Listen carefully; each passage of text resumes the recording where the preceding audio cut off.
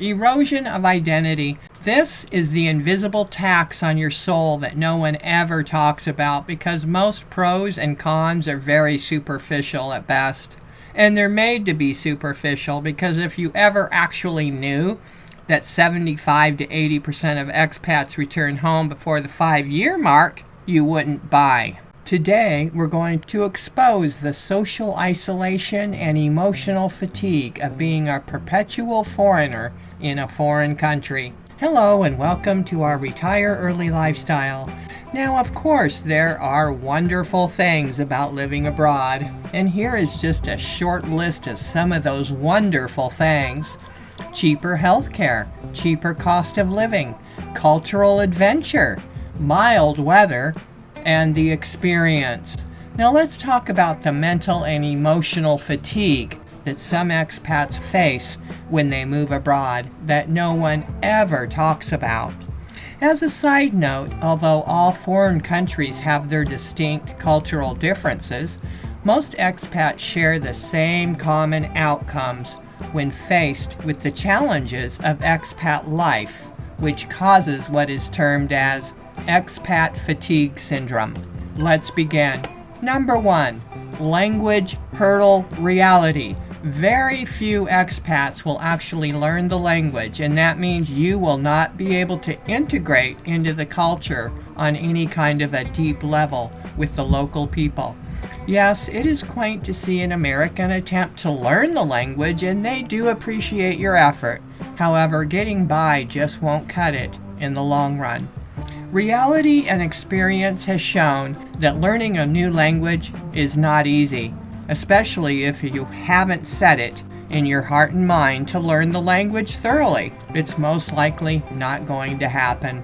What happens is most expats soon find out that if they stick to the expat cafes, restaurants, and grocery stores and expat activities, they can get by without the need to learn the language. And as human nature tends to gravitate to the path of least resistance, that's why you see those expat cafes and restaurants always busy with us Americans.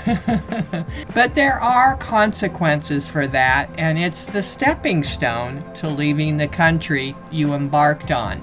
Moving on to Number 2, the cultural differences. We often hear about expat nightmares on how things work in Europe, or should I say, don't work. The mañana attitude is ever so present in most places abroad, and getting things done can be treacherous for some expats, depending on your personality, really. But eventually, you'll get that residency visa, or you'll get that bank account opened, but with the usual delays and additional hidden costs. But of course, the paperwork nightmare is the least of your worries.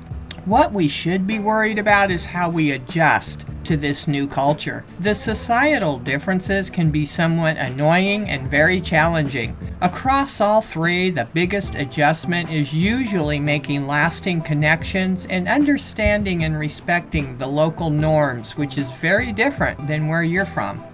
Expats often do best when they just slow down and learn at least the language basics and treat each place as its own culture rather than just Europe or Latin America or Asia. Knowing what the cultural differences are in the country you're moving to would be prudent before ever landing, and then being perfectly honest with yourself by considering the big question: will I be able to adjust to this way of doing things? If you said no, then will you be only hanging out with other expats? As we stated previously, this is one big reason why we don't learn the language, and is actually what helps to raise the rents and justify the locals' resentment of American foreigners because of overpaying for rent. We have to know ourselves and be honest about a few things, okay? Ask yourself, why am I moving to this country? What is my purpose for leaving the land I am familiar with and moving to a foreign land with a totally different way of doing things? Why am I even doing this? You see, this one thing is the very most important aspect about moving abroad and whether you will be in that 75 to 80% of people that return home or not. People often move to a country for external features such as the weather or how much health care they can get or the cost of living, and then think they're moving to a greener grass situation for themselves because that's what they're told. What they don't realize is everything and everyone is different. They eat different, look different, dress different, behave different, talk different, walk different, believe different. Now you're expected to respect those differences and adapt. After all, you're in their country. And so seriously, we should all do our best to accept those customs and traditions the best we can and not be an ugly American, right? I've never ever said this before, but here goes. If you're a grumpy person and need to have things done your way and just aren't happy unless things go your way, then perhaps that is an important sign that should be given the seriousness it deserves. Comparing cultures doesn't change how people behave either, or how things are done, and so it would be a waste of time to grumble about something you don't understand or agree with.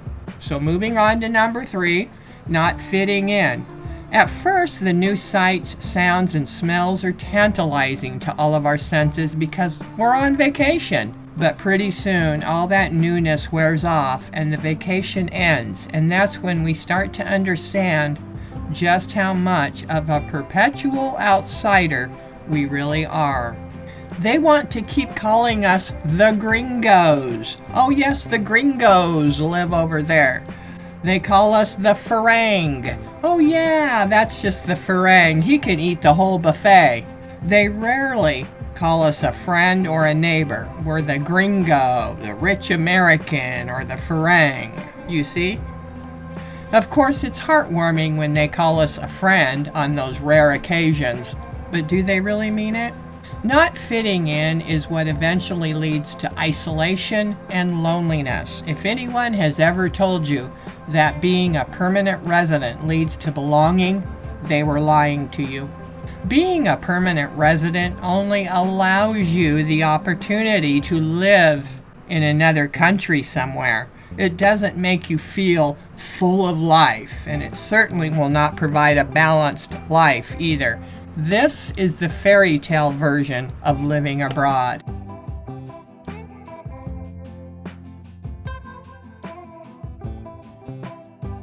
You're just a person that got persuaded into moving to a foreign country on a residency visa, and now you're all alone and feel like an outsider.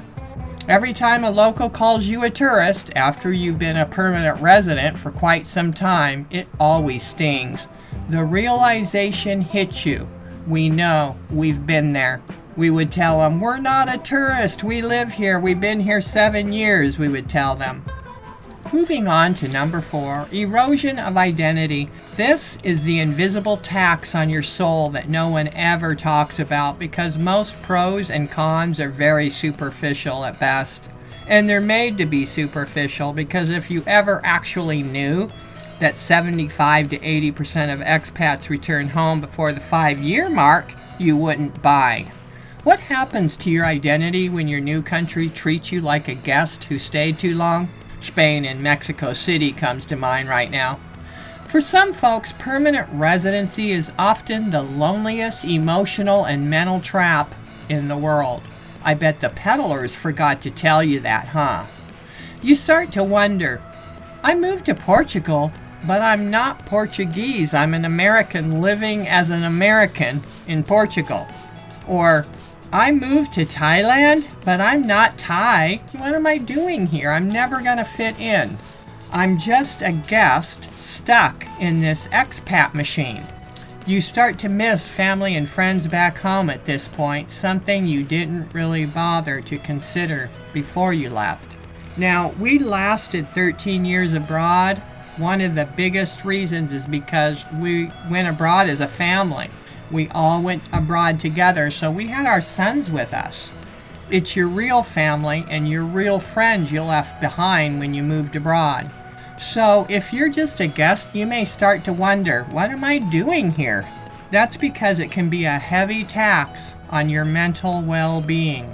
Unfortunately, no one ever told us any of these terrible feelings we would have because we were told that moving abroad was going to be a life-changing experience and that we were going to transform ourselves from the bored office worker into someone that everyone adores. We were going to live the retirement of our life in Italy, name your country, wherever you went, with cheap health care and lovely seascapes. But really, no one even knows you. To them, you're just another one of those loud expats using the healthcare system and saving $500 on rent. I just got a comment like this from somebody in another country talking about the expats there. You're just a guest in a foreign land. This is one reason why some expats go abroad and show off their wealth and become loud and obnoxious. You know the type. They're seeking attention. But what happens is it usually backfires on them because they're the ones that get constantly gringo gouged and scammed for money. They're lonely. Some expats are very lonely.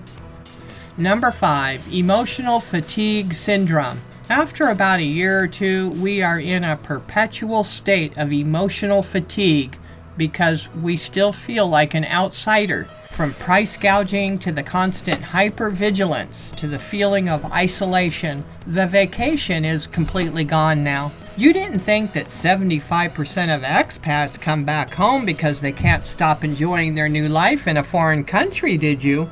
They come back home because they're exhausted and weary of trying to adapt to a foreign land. All of this simply proves that low costs and cheap healthcare cannot compensate for the heavy tax on our mental well-being.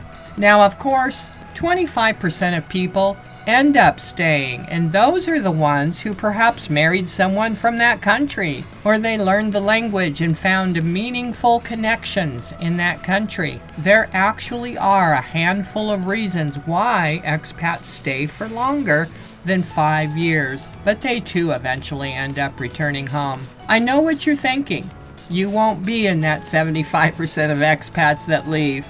Well, maybe you will and maybe you won't. Remember that the majority returning didn't think they'd be returning so soon either. We're not here to guarantee who stays and who doesn't, but I can tell you this, there is a type of person more apt to return home.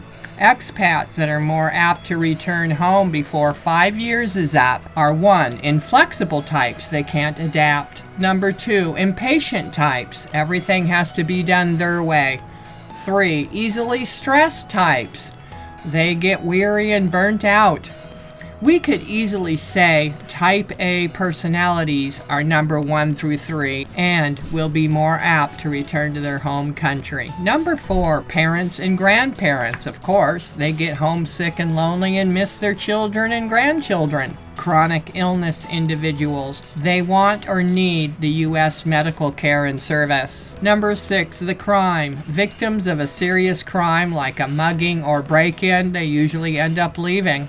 Number 7, of course, the expat fatigue syndrome. They figure out it just isn't worth the costs or the effort anymore. Number 8, they moved abroad for the wrong reasons. Number 9, they ran out of money and they need to go back to work in the U.S. where the wages are way better. And number 10, those who use moving abroad as an escape tool for their inner conflicts. Of course, moving abroad doesn't make us feel better in the long run. Any problems we had when we left will still be with us when we move abroad. And sometimes they manifest in larger form because of all of this other stuff I'm talking about today. So yes, there's the gringo tax and there's the invisible tax on our mental well-being that eventually causes the expat fatigue syndrome and returning of 75% of expats. Will you be the one who stays or returns? Let us know what made you stay abroad or what made you return home. We'd love to hear from you and your story in the comments below. Hope you enjoyed this reality show today. Take care, everyone, and bye-bye.